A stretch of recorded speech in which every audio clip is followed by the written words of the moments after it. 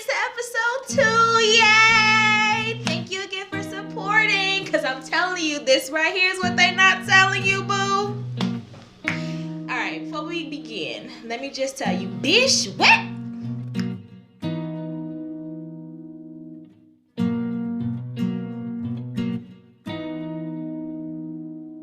My mama lied to me. Hold up. Because your mama lied to you, your cousin mama lied to them, even your granddaddy and your daddy lied to you. And I'm going to tell you why. Because they lied and told us adulthood would be easy. They made us feel like it was going to be okay. You know what I'm saying? They made it seem like it was fun and dandy. We can buy whatever we wanted. We can go wherever we wanted. We can just do whatever we wanted to do, and there's nothing like that.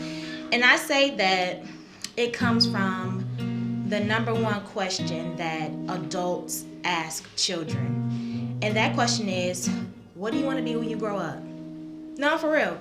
Like, I understand the concept of it. Like, it gives children that momentum to have aspirations, to achieve goals, to reach something in their life ahead of time. It's that early stage of goals. I mean, I get it. However, when you get to a certain stage, a certain point in your life, when you hit 18, life is nothing what you think is going to be in the movies or TV, or even how our parents portray life to be, because parents don't want their children to see how life really is for real, and that's out of respect. However, it's a trickery, because think about it. When you ask a child what do they want to be when they grow up, they say they want to be the top 5 things. That's a lawyer, a doctor, a firefighter, or policeman. Some people say teachers, and I'm not gonna lie, teachers don't make nothing. You know what I'm saying? I support teachers a lot, because they do have a huge part in a child's life, even a teenager's life. And then 5th thing would be probably a celebrity, and that includes acting, singing, a dancer, whatever. And those 5 things are nearly impossible to do if you don't start within money. Or it's possible, but it's going to take hell and back to get there. And what a lot of people don't know is you're going to fail 500,000 times, but you have to be willing to get back up, start over, and keep going. But the ultimate concept of those 5 things deal with money. For it's not about what you want to be when you grow up. You're trying to tell your child to be something where the dollar sign gonna be high, to where they can live the life that they want to live and be okay with it. And there's nothing wrong with that. It really isn't. However, you're starting us off by thinking life gonna be easy, and it's not. So I'm gonna explain even more. When I was younger, I always said I wanted to be a teacher. You know, my mama bought me this little whiteboard, and I would play in my room, pretend like I was writing on the board, had a paper with an attendance sheet, check mark, doll number 1 is here, doll number 2 is here. When I got to middle school, I went to a private school, so they were strict. They made you want to start thinking about what you want to do early. And when I finally got to high school, we had what was called a senior project. And I don't know if high schoolers still do this, but again, I see the concept of importance that it has. However, all those bibliographies and autobiographies and research and mentorship and shadowing did a lot of justice. However, I'm not doing none of what I thought I wanted to do before. But if you think about it too, when you did those autobiographies and bibliographies, you also included the salary. And when it was time for me to go to college, when we were doing our touring or whatever like that, I thought I wanted to do theater. I did speech and theater in high school. I did band and all that stuff. And theater and speech had a huge impact on me due to, again, one of my teachers. So when we went on our tour, my mother and I, we went to the theater department, talked to the director of that department. Cool, seems great. My mama told me, and I love you, mommy, please don't get me. I'm gonna tell you one thing, I'm grown. But anyway, we went and she told me, girl, make that your plan B. You want to graduate with a degree that's going to make sure you have a job when you graduate. Again, I understand that. However, when you push a child to a certain limit and tell them to go into a field where you're going to automatically get a job that's going to pay well, they don't necessarily succeed as far as they possibly could because they're not doing it for what they truly believe they could be doing. They're not doing what they really want to do. It's not their passion. They're doing it for the money. They're doing it to make sure they'll be good. So, again, I'm not saying it's all bad. However, our mindsets are kind of shifted kind of the wrong way. So, for example, it took me 6.5 years to graduate. Some of it was due to money, and some of it was due because I just wasn't feeling it anymore. I thought I wanted to be a pediatric physician. I love A&T to death. I love my alma mater. But the biology department killed that dream for me. However, I feel like if I would have went into a field where I was completely passionate about it, where I wouldn't mind doing the work, I wouldn't have mind doing the 10-page papers, I wouldn't have mind doing the research for it, it wouldn't have felt like a job to me or school, I probably would have been a little bit more successful. And not saying I'm not successful right now, but I feel like I probably would have felt a little bit different than how I feel now.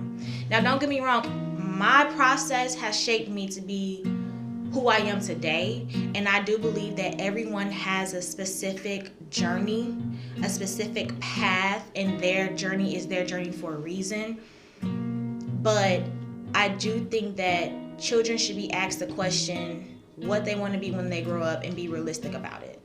Give them that opportunity to do what they truly think they want to do. That way, you're not wasting your money and putting yourself in $65,000 worth of debt like me.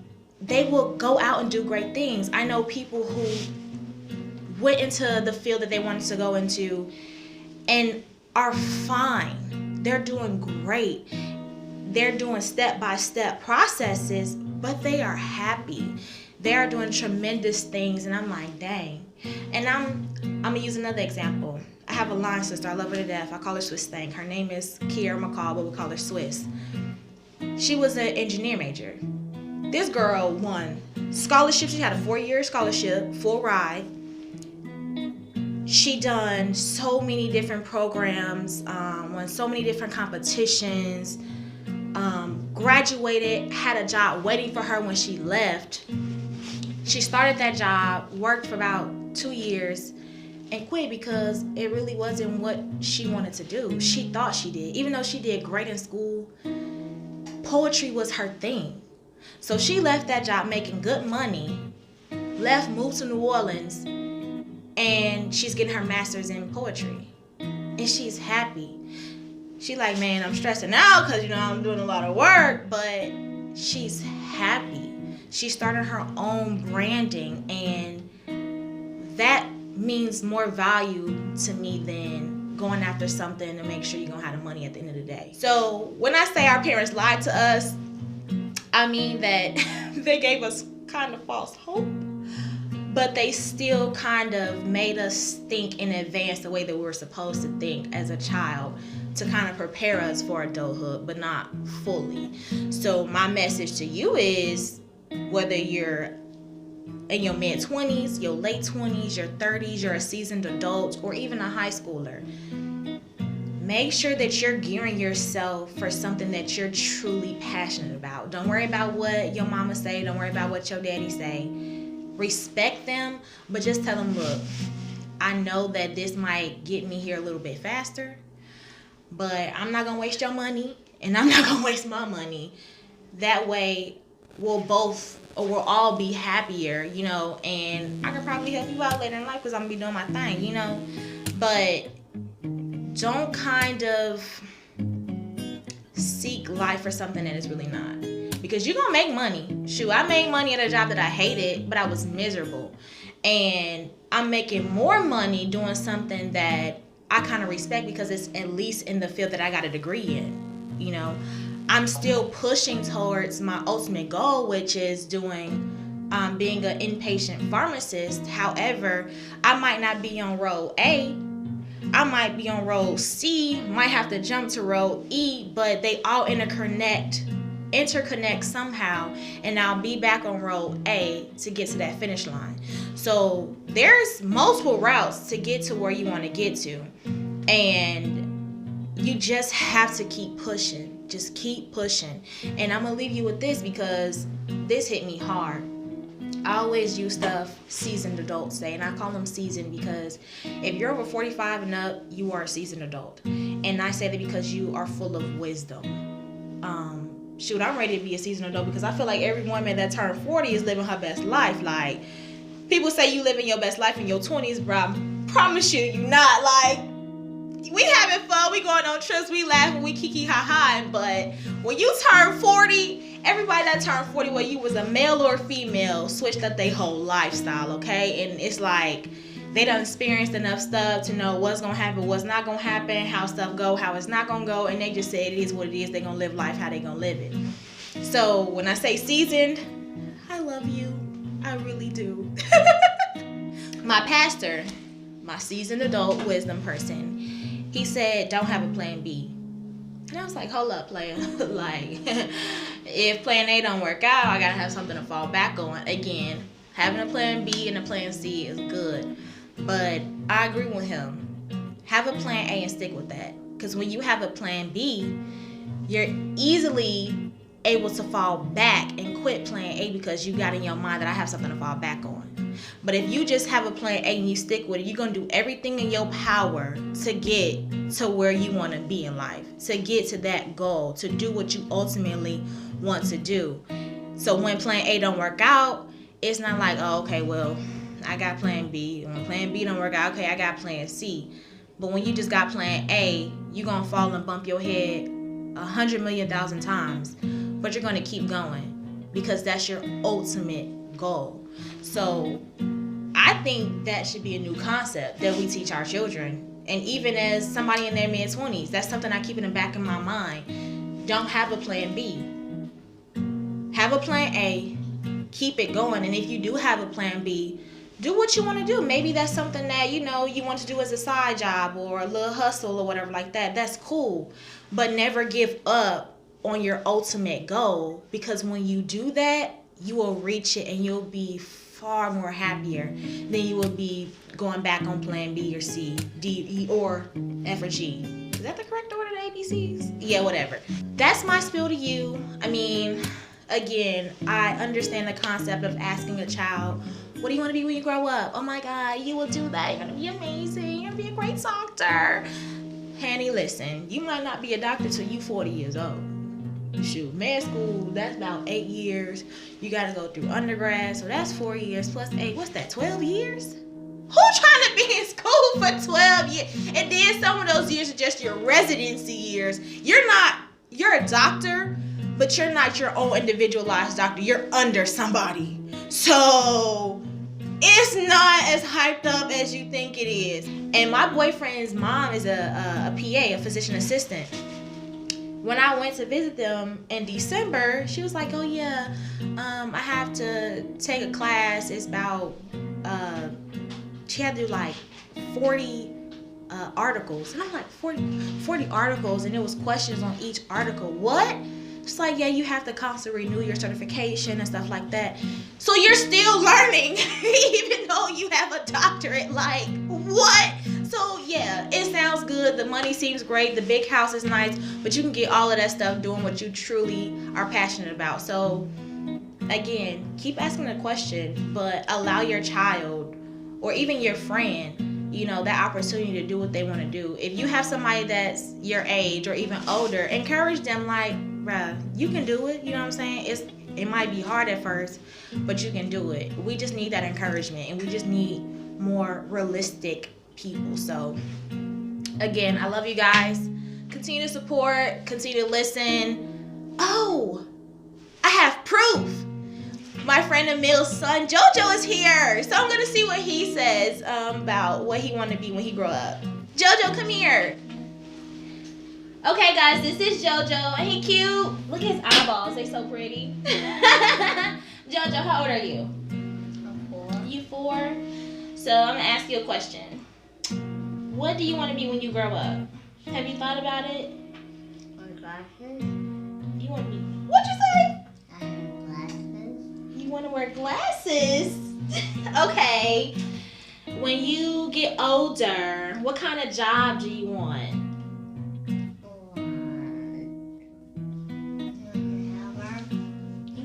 A hammer? Okay, so you want to do like build stuff, like an architect. Ooh. The beast. The beach? No, I said the beast. The beast. Oh, the beast. Okay, what kind of job is that? So you want to be an actor? It's a game they play. Oh, it's a game. His daddy in the background, y'all. Okay. So you want to make games. Like you want to be the person, you create your own game like what you're playing now, and people play it? Maybe? Yes. Okay, that's cool.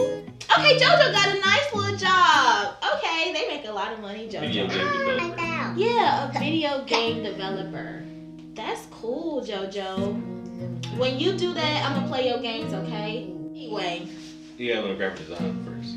Okay, yeah, graphic designers. Okay, so that's a lot of computer stuff, JoJo. You ready for all of that? Yes. Okay.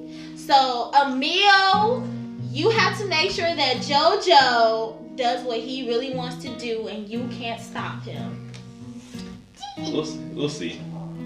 See? See? We'll see. See? Cause I ain't spend stacks before we go to college, and he changed his mind. And that's, oh my God, that's a valid point too. Maybe we need a part 2 to this video. See guys, that helps out a lot. So part 2 coming. Maybe I'll bring some people on to discuss this this concept of childhood and matriculation into adulthood. That's what it'll be called. Matriculating into adulthood. Is that what matriculating? Wow, I didn't know that. Alright guys, so until next time, thanks JoJo for being my little guest host. I love you guys. Of course, again, go support. Click the subscribe button. Go share with your friends, your family. And before you go, just remember, don't be afraid to live a little. Don't be afraid to laugh a little. And never be afraid to fart a little. Alright, till next time. Later.